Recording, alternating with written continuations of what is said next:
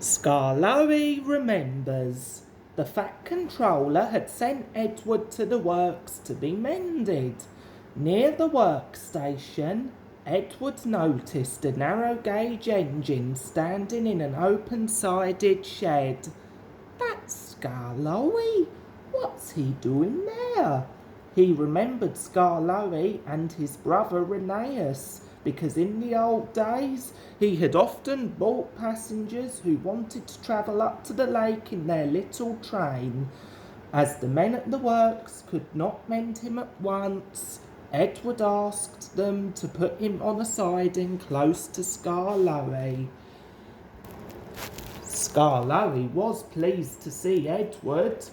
The owner has just bought 2 more engines. He told me I was a very old engine and deserved a good rest. He gave me this shed so that I could see everything and not be lonely, but I am lonely all the same. I miss Rheneas very much.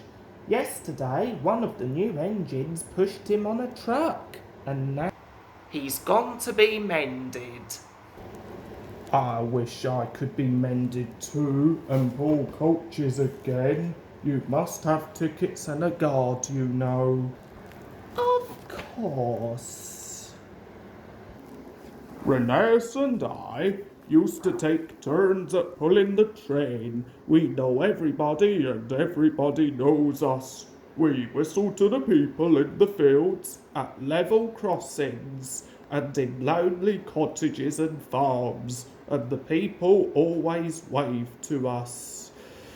We love passing the school playgrounds at break time, for then the children will always run over to the fence to watch us go by. The passengers always wave because they think the children are waving to them, but we engines know better, of course. Yes, we do indeed. We take your tourists to the lake and then get ready to pull the train back. We enjoy the morning journey home because then our friends from the villages come down to do their shopping. We whistle before every station. Look out! And the people are there ready. Where's Mrs. Last? She's coming. Then Mrs. Last comes running onto the platform. We'll leave you behind one of these days, missus. But we know he never will. We stop elsewhere too, at farm crossings and stiles, where paths lead to lonely houses. Rheneas and I know all the places very well indeed, and our driver used to say that we would stop even if he didn't put on the brakes. That made me cross. I'd say, "I'll bump you."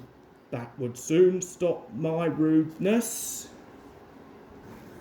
Just then some workmen came.